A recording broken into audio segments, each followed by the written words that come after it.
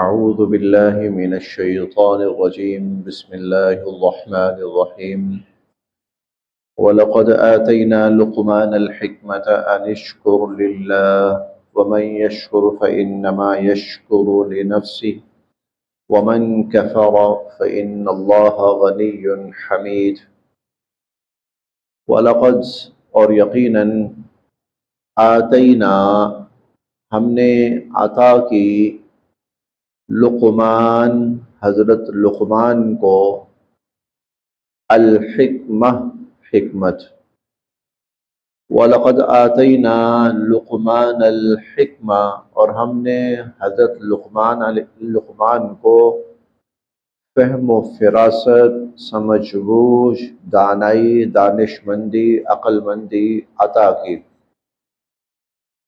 فکر سلیم قلب سلیم عطا کیا۔ حکمت ان تمام کو جامع لفظ ہے۔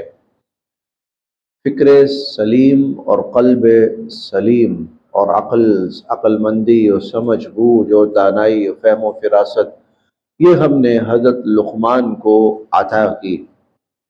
انشکر کہ شکر ادا کرو للہ اللہ کا۔ وَمَن یشکر اور جو شکر ادا کرتا ہے فَإِنَّمَا تو بے شک یشکر وہ شکر ادا کرتا ہے لنفسہ اپنے ہی فائدے کے لیے۔ اور جو بھی اللہ تعالیٰ کا شکر ادا کرتا ہے تو اصل میں اللہ کو فائدہ نہیں ہے بلکہ اس کے شکر کا فائدہ خود اس کی اپنی ذات کو ہے۔ اور وَمَن کفر اور اگر کوئی ناشکری کرے فَإِنَّ اللَّهَ تو بے شک اللہ تعالیٰ غنی بے نیاز ہے، یعنی اس کی ناشکری کا بھی اللہ کو کوئی نقصان نہیں ہے۔ حمید اور اللہ تو ہیں ہی تعریفوں والے اور صفات اور خوبیوں اور کمالات والے۔ حضرت لقمان جن کے نام پر اس سورت کا نام رکھا گیا ہے یہ تاریخ کی ایک بہت نیک بزرگ شخصیت گزری ہیں حضرت لقمان، اور اہل عرب جو تھے وہ ان کے نام سے واقف تھے اور ان کی تاریخ کے اندر اور ان کے ادب اور ان کی شاعری اور ان کے لٹریچر کے اندر حضرت لقمان کا تذکرہ چلتا رہتا تھا، اور لقمان حکیم کے نام سے معروف تھے، یعنی ایک ایسا شخص گزرا ہے جو بڑا ہی سمجھدار اور فہم و فراست والا اور عقل مند تھا۔ اللہ رب العزت نے اسی شخص کا تذکرہ یہاں شروع کیا ہے جس کو تم عقل مند سمجھتے ہو، بڑا نیک انسان سمجھتے ہو۔ ہم تمہیں بتاتے ہیں اس کی نیکی کیا تھی، اس کی عقل مندی کیا تھی، اس کی سمجھ بوجھ کیا تھی، اس کی فہم و فراست کیا تھی، اور وہ یوں کہہ لیں کہ بعینہ وہی تھی جس کی تعلیم نبی کریم صلی اللہ علیہ وسلم اور قرآن کریم دے رہا ہے۔ اب پہلی بات تو یہ ہے حضرت لقمان، اور یہ حضرت لقمان جو تھے یہ حبشی النسل تھے، اور غالباً حضرت ایوب علیہ السلام کے زمانے کے قریب کا ان کا وقت اور زمانہ ہے۔ بہرحال بہت صاحب علم اور بہت نیک اور بہت متقی اور پرہیزگار شخصیت گزری ہیں۔ ایک ان کی شخصیت بھی تھی، پھر انہوں نے اپنے بیٹے کو نصیحتیں کی، اور بہت نصیحتیں ہیں۔ ہماری جو درس نظامی ہے نا، دینی تعلیم جو ہے، تو اس میں ایک کتاب ہے، چھوٹا سا وہ کتابچہ ٹائپ ہے، تو اس کے آخر میں حضرت لقمان کی 100 نصیحتیں مذکور ہیں۔ اب انہوں نے ٹوٹل کتنی نصیحتیں اپنے بیٹے کو کی ہوں گی وہ تو بہت ہوں گی، لیکن 100 تو وہاں پر ہیں۔ کچھ چند اللہ رب العزت نے قرآن کریم کے اندر بیان فرمائی ہیں، اور یہ وہ ہیں کہ جن کا تعلق انسانی عقائد سے ہے، اور جن کا تعلق انسانی اعمال، اور جن کا تعلق انسانی اخلاق اور عبادات سے ہے، یعنی ایک طرح سے انسان کی پوری زندگی کو محیط اور کور ہے۔ اچھا، ان کو اللہ تعالیٰ نے جو حکمت عطا فرمائی، سمجھ بوجھ فہم فراست دانائی عقل مندی فکر سلیم قلب سلیم، اس کا تقاضا کیا تھا؟ انشکر للہ، کہ انسان اللہ کا شکر گزار بندہ بنے، اللہ تعالیٰ کا شکر گزار بندہ بنے۔ اور پھر اس شکر گزاری کا جو فائدہ ہے وہ بھی انسان کی اپنی ذات کو ہے. وَمَن يَشْكُرْ فَإِنَّمَا يَشْكُرُ لِنَفْسِهِ. جو شکر کرے گا تو وہ اپنی ہی ذات کے لیے کرے گا. اب شکر کا ایک تو درجہ یہ ہے کہ وہ اللہ رب العزت کے بارے میں جو اعتقاد ہے وہ ٹھیک رکھے. اللہ تعالیٰ کی جو ذات ہے اس کو اسی طرح رکھے جس طرح اللہ کی ذات ہے.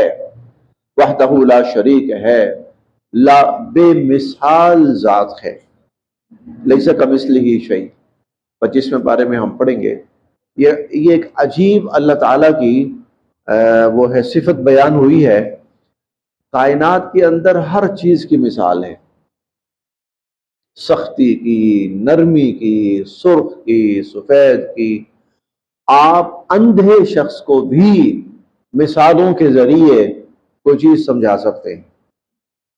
اندھا ہے بے شک، لیکن مثالوں سے آپ اس کے سامنے پورا سکیچ کھینچ سکتے ہیں جو اس کے دماغ کے اندر شکل بن جائے گی. موٹائی کے اعتبار سے، سختی کے اعتبار سے، ٹھنڈک کے اعتبار سے، گرمی کے اعتبار سے، ترش کے اعتبار سے، میٹھے کے اعتبار سے، کڑوے کے اعتبار سے، ہر اعتبار سے مثالیں موجود ہیں. واحد اللہ کی ذات ہے کہ جس کی کوئی مثال نہیں. ہم یہ نہیں کہہ سکتے کہ اللہ تعالیٰ ایسے ہیں جیسے فلاں چیز ہے. حضور علیہ الصلوۃ والسلام نے مستقبل میں آنے والے کچھ ایسے فتنے ہیں ان کی بھی حضور صلی اللہ علیہ وسلم نے مثالیں بیان فرمائی. دجال کے بارے میں حضور نے عرب کا ایک شخص تھا ابن قطن، اس کا نام لے کر فرمایا کہ دجال کی شکل اس سے ملتی جلتی ہے، بس اس کو دیکھ لو. مثال موجود ہے اور اس طرح بہت. لیکن اللہ کی ذات ایسی ہے اس کی کوئی مثال نہیں. تو اللہ تعالیٰ کو اس کی اس پوری کیفیت کے ساتھ ماننا یہ اعتقادی شکر ہے. عملی شکر یہ ہے کہ انسان صرف اپنے آپ کو اللہ رب العزت کی عبادت تک محدود رکھے، یہ عملی شکر ہے. پھر قولی شکر ہے کہ زبان سے اللہ تعالیٰ کی حمد و ثنا اور اس کی تعریف اور توصیف بیان کرتا رہے، سچ بولے جھوٹ نہ بولے، یہ زبانی شکر ہے. عملی شکر کیا ہے؟ اعمال کرے، عبادات کرے، انسانیت کے ساتھ بھلائی اور خیر کے ساتھ پیش آئے. یہ انشکر للہ، اللہ کا شکر ادا کرو. ومن یشکر، اور جو شکر ادا کرتا ہے فإنما یشکر لنفسہ، تو وہ اپنے فائدے کے لیے. ومن کفر، اور جس نے ناشکری کی ہے تو فإن اللہ غنی حمید، تو اللہ تعالیٰ بے نیاز ہے، کوئی فرق نہیں پڑا اس کو. حمید، اور وہ بہت خوبیوں اور صفات والا ہے. وَإِذْ، اور جب قَالَ، فرمایا لقمان، حضرت لقمان نے لابنہ، اپنے بیٹے سے. اور جب حضرت لقمان اپنے بیٹے سے کہہ رہے تھے وَهُوَ يَعِظُهُ، نصیحت کرتے ہوئے، جب نصیحت کرتے ہوئے سمجھاتے ہوئے اپنے بیٹے کو یہ کہہ رہے تھے یا بنیا، اے میرے بیٹے، لا تشرک، نہ شرک کرنا، باللہ، اللہ کے ساتھ، اللہ کے ساتھ شرک نہ کرنا. ان الشرک، بے شک جو شرک ہے، لظلم عظیم، وہ بہت بڑا ظلم ہے. جو شرک ہے وہ بہت بڑا ظلم ہے. ووصینا، اور ہم نے تلقین کی، الانسان، انسان کو، بوالدی، اس کے والدین کے بارے میں، اور ہم نے انسان کو اس کے والدین کے بارے میں بڑی ہی تاکید کی. اور یہ تاکید کس چیز کی ہے؟ حسنا، بار بار آتا ہے احسانا، حسنا، کہ وہ ماں باپ کے ساتھ اچھا سلوک کرے، اچھا رویہ رکھے، اچھا برتاؤ کرے ماں باپ کے ساتھ، بھلائی کرے، ان کے ساتھ محبت کرے، تعظیم بجا لائے، احترام بجا لائے، خدمت کرے ان کی. حملتہ، اٹھائے پھرتی رہی، امہ، اس کی ماں، اسے، وہنن علی وہنن، کمزوری پر کمزوری کے باوجود، شدید نقاحت اور کمزوری کے باوجود اس کی ماں اس کو اٹھائے پھرتی رہی. وفصالہ، اور پھر اس کا دودھ چھڑانا، فی عامین، یہ 2 سال میں ہوا. وفصالہ، اور اس کو پھر دودھ پلاتی رہی، فی عامین، 2 سال. اور ماں پھر اس کو پہلے اٹھائے پھرتی رہی اور پھر 2 سال اس کی ماں اس کو دودھ پلاتی پھرتی رہی، تو پھر والدین تو دونوں ہیں، خاص طور پر ماں، اس کے ساتھ بہت نیکی کرو۔ انشکر لی، میرا بھی شکر ادا کرو، ولی والدیک، اور اپنے والدین کا بھی شکر ادا کرو۔ اے بندے میرا بھی شکر گزار بن اور اپنے والدین کا بھی شکر گزار بن۔ الی المصیر، لوٹ کر میری ہی طرف آنا ہے۔ اچھا، اس کو اللہ تعالیٰ نے نا لازم و ملزوم کیا ہے، میرا اور اپنے والدین دونوں کا شکر گزار بن۔ اور اس کو حضور علیہ الصلوۃ والسلام نے یوں بھی بیان کیا، رضا الرب فی رضا الوالدی وسخط الرب فی سخط الوالدی، جس بندے کا باپ راضی ہے اس سے اس کا رب بھی راضی ہے، اور جس بندے کا باپ ناراض ہے اس کا رب بھی ناراض ہے۔ اور یوں بھی بیان کیا کہ اگر کوئی شخص صبح اٹھے اور اس کے ماں باپ زندہ ہیں دونوں اور راضی اور خوش، تو اس کے لیے جنت کے 2 دروازے کھول دیے جاتے ہیں۔ اور اگر اس حال میں آدمی اٹھے صبح کہ وہ اس کے ماں باپ دونوں زندہ ہیں لیکن دونوں سے ناراض ہیں، ناخوش ہیں، ناراض ہیں، اس کے لیے جہنم کے 2 دروازے کھل جاتے ہیں۔ اور اگر ماں باپ میں سے ایک ہے اور وہ راضی ہے تو 1 دروازہ، اور اگر ایک ہے اور وہ ناراض ہے تو جہنم کا 1 دروازہ۔ انشکر لی ولی والدیک، میں اور والدین دونوں کا شکر گزار بن۔ الی المصیر، میری ہی طرف لوٹ کر آنا ہے۔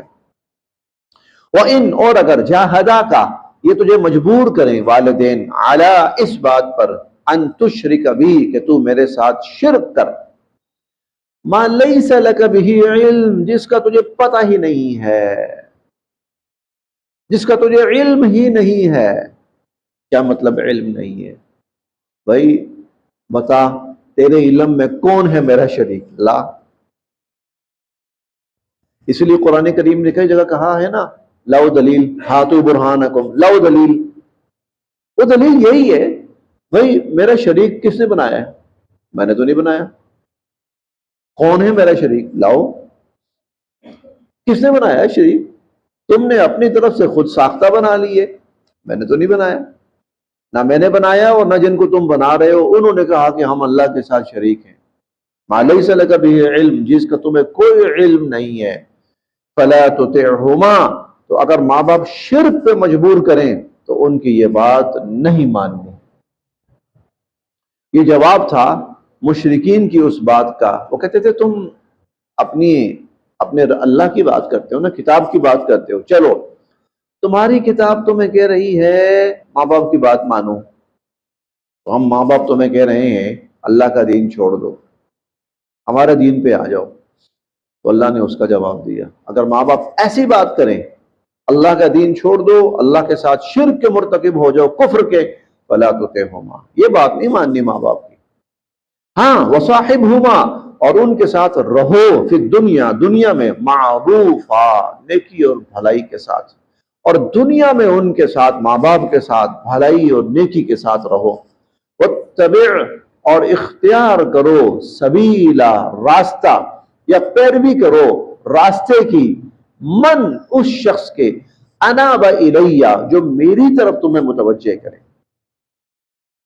اس شخص کے راستے کی پیروی کرو جو تمہیں میری طرف متوجہ کرے، جو مجھ سے ملائے، اور جو مجھ سے دور کرے اور جو مجھ سے ہٹائے، اس شخص کے راستے کی پیروی نہیں کرنی۔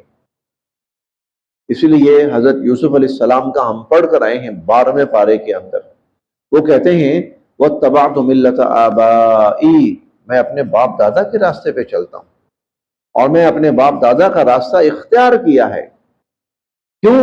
اس لیے کہ باپ دادا کا راستہ اللہ کی طرف چلنے والا ہے اور اللہ کی طرف متوجہ کرنے والا ہے۔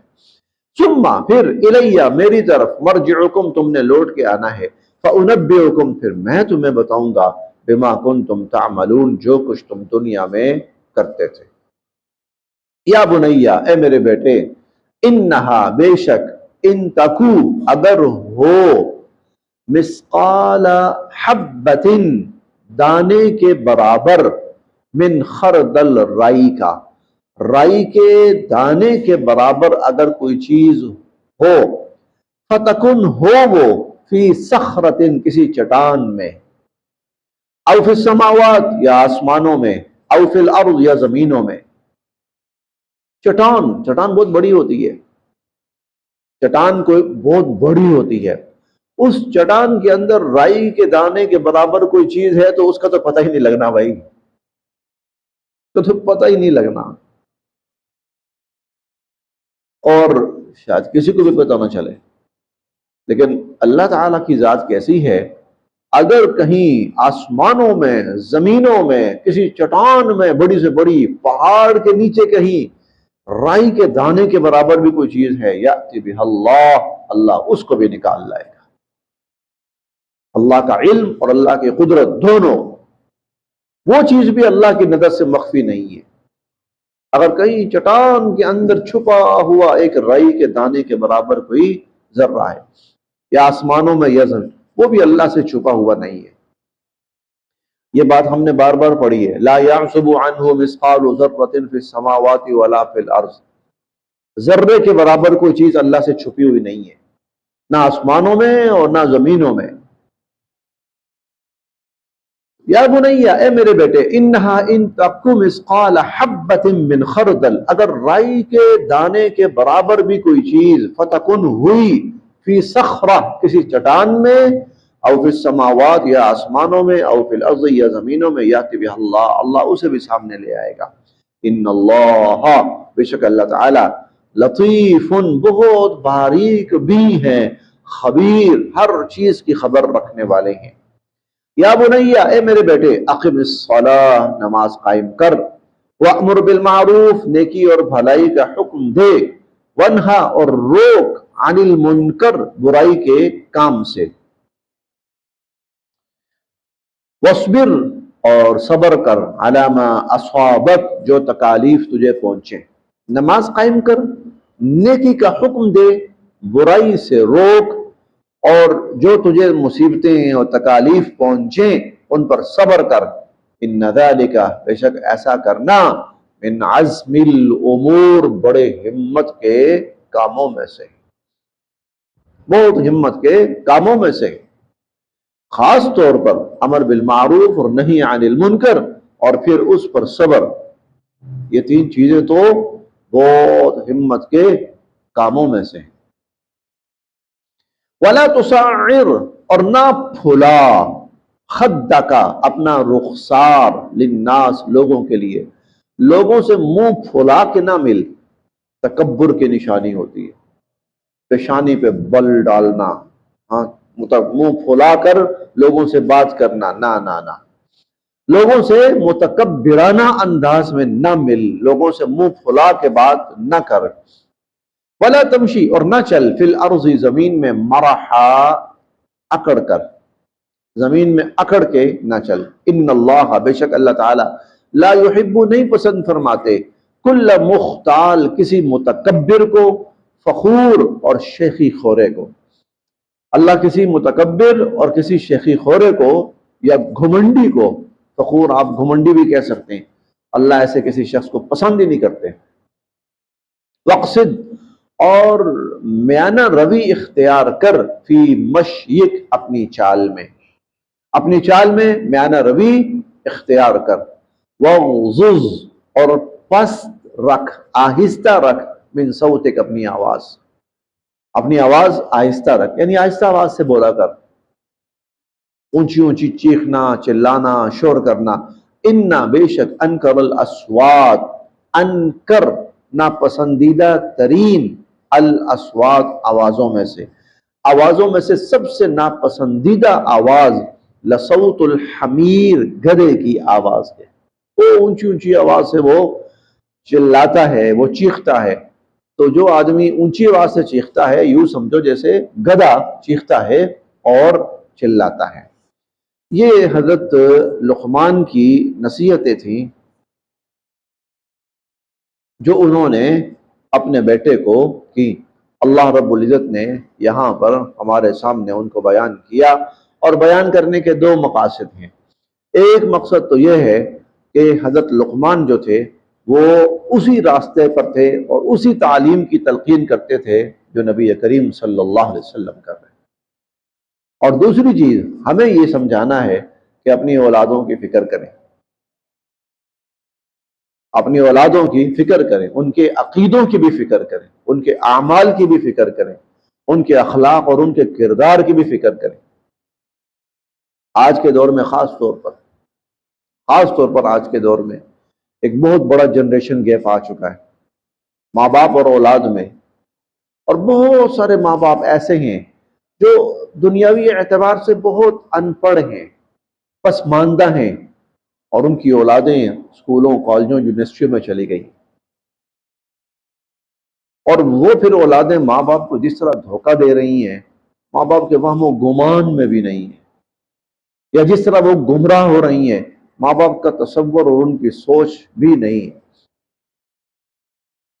تو یہ خاص طور پر پوری صورت اس پر کہ اپنی اولادوں کی فکر کریں، ان کے عقیدوں کی فکر کریں، وہ ان کو اللہ کی وحدانیت کی تعلیم دے رہے ہیں، شرک سے بچانے کی کوشش کر رہے ہیں، پھر نماز ہے، یہ اعمال کی اصلاح ہے، پھر اخلاق کی اصلاح ہے، بہت ضروری ہو گئی ہے آج کل اخلاق کی اصلاح۔ اب ایک اصطلاح چل رہی ہے آج کل، نوجوان تو سمجھتے ہوں گے، جین زی، سن 2000 کے بعد پیدا ہونے والی جو نسل ہے نا، اس کو جین زی کا نام دیا گیا ہے۔ یعنی یہ جو مخلوق ہے، یہ بالکل ایک الگ مخلوق پیدا ہوئی ہے، سوچ میں، عقل میں، سمجھ بوجھ میں، طور طریقوں میں، عادات میں، ان کا آپ پچھلوں سے موازنہ نہیں کر سکتے۔ اور ان کے ہاں سب سے زیادہ جس چیز کی کمی ہے، سب سے زیادہ، وہ ادب اور اخلاق ہے، ادب اور اخلاق۔ اور دین کے بارے میں تو یہ ہے کہ الدین کلہ ادب، دین تو سراسر ادب کا نام، سراسر ادب کا۔